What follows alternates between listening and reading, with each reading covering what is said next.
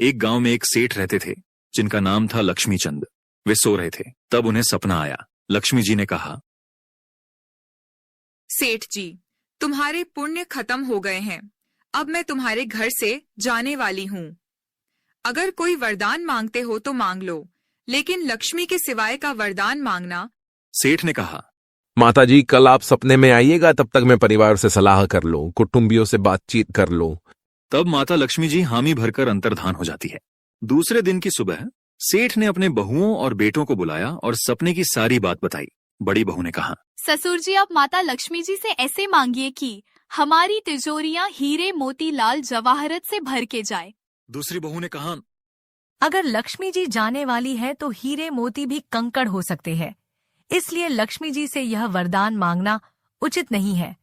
लक्ष्मी जी से मांगिए कि हमारे जो दुश्मन है उनकी आंख फुटे तो किसी का पैर टूटे, किसी का बाप मरे तो किसी का बेटा। तीसरी और सबसे छोटी बहू का नाम था मज्जो। मज्जो छोटी थी पर बड़े घर की थी। बड़ा घर वो नहीं कि बड़ा बड़ा मकान है, बड़े में बड़ा जो परमात्मा है उनकी कथा जिस घर में होती थी, बड़े में बड़ा जो रब है, जो ईश्वर है, उस ईश्वर की चर्चा जिस घर में होती थी, उस घर की वो बच्ची थी।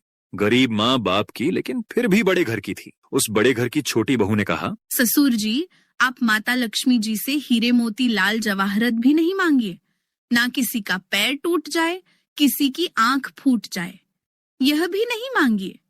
माता लक्ष्मी जी से तो आप ऐसा ऐसा मांगिएगा। छोटी बहू ने बता दिया। छोटी बहू ने क्या कहा भला? जो ससुर जी ने लक्ष्मी माता जी से मांगा, तो सेठ लक्ष्मीचंद ने माता जी से मांगा कि माता जी, आपको जाना है तो भले पधार के जाइए। एक बार नहीं 2 बार चली जाइए, लेकिन हम चीज मांगते हैं कि हमारे कुटुंब में रहे सम, यानी हम आपस में संगठित हो जाए, तथा संतों और भगवान में तो रहे श्रद्धा। यही चीज मांगते हैं। आपको भले जाना है तो चले जाइए। देवी लक्ष्मी जी खिलखिला के हंसने लगी। कुटुंब में एकता रहेगी तथा संतों और भगवान में श्रद्धा रहेगी।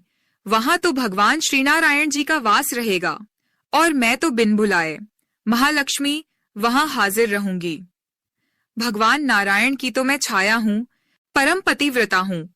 जहाँ भगवान नारायण जी का वास है, वहां से मैं छोड़ के कैसे जाऊंगी? तुमने लक्ष्मी जी को तो नहीं मांगा, लेकिन ऐसा मांगा कि मैं बिन बुलाए तुम्हारे कुल में 7-7 पीढ़ियों तक रहूंगी। तो कहानी से हमें क्या सीख मिलती है कि कुटुंब में हो संप, मतलब एकता, और ब्रह्मज्ञानी संतों के सत्संग, और भगवान में हो श्रद्धा।